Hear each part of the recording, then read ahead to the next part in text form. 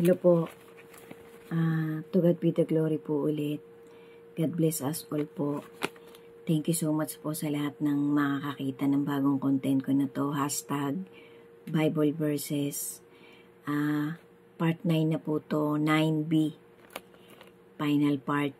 Thank you so much po talaga sa inyong lahat na magtatry mag-umpisa mula part 1 hanggang dito sa final part.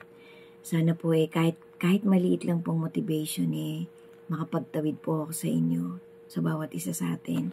To God be the glory po ulit. And always be steadfast in your faith to our Creator.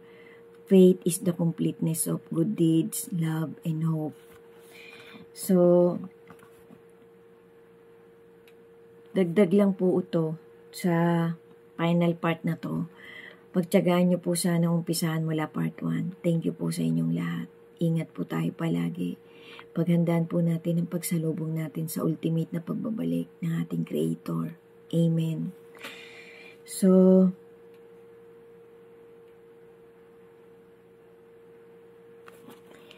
these are the 12 signs from the revelations of the Holy Scripture.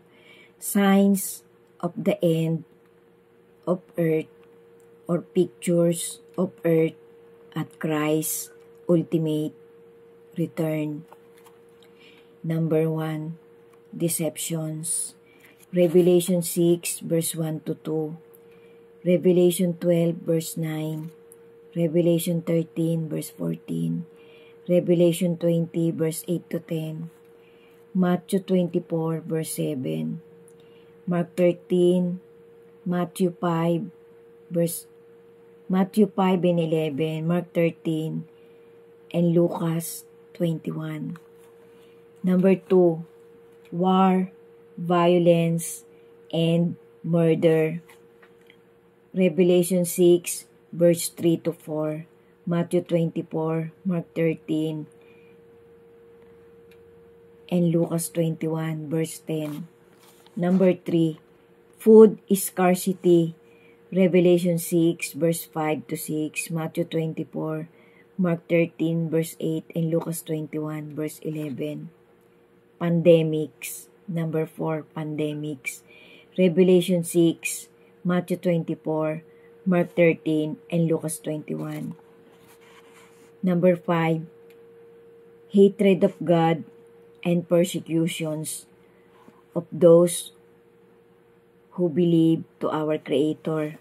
Revelation 6 verse 9 to 11, Matthew 24, Mark 13 verse 9, Matthew 24 verse 9, and Lucas 21 verse 12. Earthquakes and seismic. Revelation 6 verse 12, Matthew 13, and Lucas 21. Number 7, global fires, smokes, glooms, and volcanoes eruptions. Revelation 6, 8, and 7. Matthew 24 and Mark 13.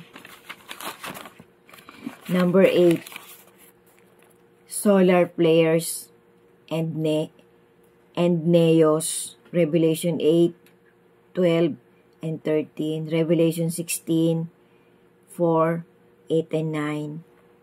Matthew 24, Mark 13, and Lucas 21. Number 9, hurricanes and typhoons. Lucas 21, verse 25. Number 10, ocean death. Revelation 8, verse 8 to 9, and Revelation 16, verse 13, verse 3. Number 11, water scarcity. Revelation 8, verse 10 to 11. Revelation 16, verse 4. Number 12, alien invasions. Revelation 9, verse 1 to 21. So guys, yan po yung mga importanteng facts na nararamdaman natin na napupulfilled na po one by one. Ang pagkaintindi ko po dun sa napanood kong dokumentary, yung pong sinasabi nilang alien invasion, yung pong alien parang refer po yun sa mga bad angels. Yan pong pagkakaintindi ko. I-research na lang po natin, sabay-sabay po tayo mag-research.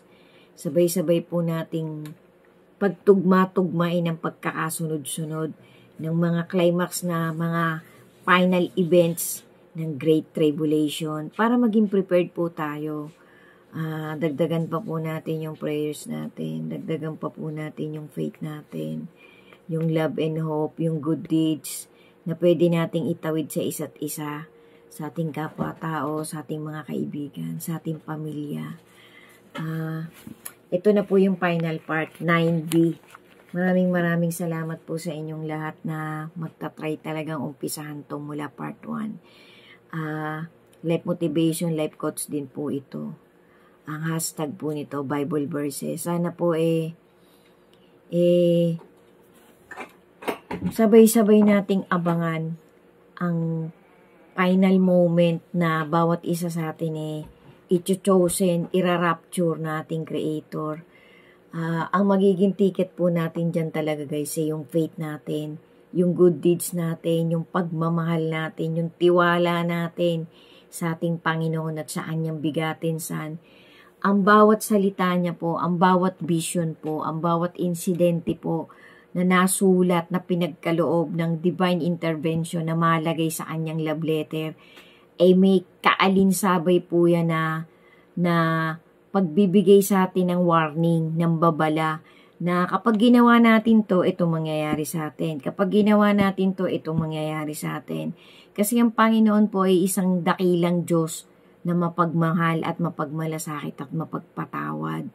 So, binibigyan niya po tayong lahat, generation, lahat na po ng creation niya, generation by generation hanggang sa pinakalas generation ng humanity, ng pagkakataon na bumalik sa Kanya. Kasi nga po, ang trajectory po ng humanity ay naligaw, tumalikod, nalihis ng landas dahil nga po sa mga ipinakita at ginagawa ng pagliligaw ng masama sa lahat ng nilalang ng ating Panginoon. Pagtibayin po natin ang faith natin guys, ang motivation po na nanggagaling talaga dun sa itaas at sa Kanyang bigatin san, na wala pong kaduda-duda, 2,000% po, 2,600 years ago, patuloy-tuloy po ang Panginoon na tumatawag sa lahat ng taong gustong maglingkod sa Kanya. Kahit kailan po ang ating Creator ay hindi marunong mamilit. Lagi niya po tayong binibigyan ng free will, ng freedom. Kasi sabi nga po ng ating Panginoon, ibinigay ko na sa inyo ang kaliwat kanan. Ibinigay ko na sa inyo yung tama at mabuti. Kayo na ang bahalang pumili. Kasi para po magkaroon ng essence, yung motivation natin, yung sarili nating free will, yung sarili nating freedom, yung kalayaan nating pumili. Kasi hindi naman niya po tayo itinatali o binibigkisan para isipin natin na dinidiktahan niya tayo. Nagbibigay lang po ang Panginoon sa atin ng mga senaryo na kapag ito pinili mo, dito ka. Kapag ito pinili mo, dito ka din. Nasa sa atin na lang po yun guys. Para po sa akin, POV ko po, sarili ko pong desisyon na yung mga mali kong ginawa dati, sinisikap ko pong kalimutan na talikuran na kasi ang pagpapatawad po ng Panginoon, ipagbibigay niya rin po ng pagkakataon sa atin para patawarin natin ang sarili natin. Kasi kapag patuloy-tuloy tayo sa pagkakasala, patuloy-tuloy tayong tumitigas ang puso natin sa paglayo natin sa Kanya, hindi po natin sa pwedeng sisihin sa bandang huli kasi naghihintay lang po sa atin ang dalawang destinasyon. Isang eternal damnation na kasama yung masama at ang kanyang masasamang anghel at ang eternal happiness and eternal peace, eternal love na kasama natin na maghahari ang ating Creator at ang kanyang bigatin. So, doon po sa pupuntahan ng dalawang klaseng tao ng mundong ito, tayo po ang magdi-decide niyan, hindi po tayo dinidiktahan ng ating Creator.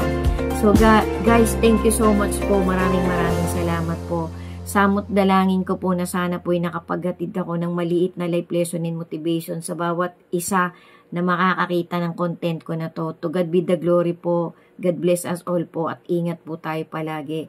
Paghandaan po natin ang pagbabalik ng ating Panginoong Hesus. Amen. God bless us all po. Love and peace, love and light.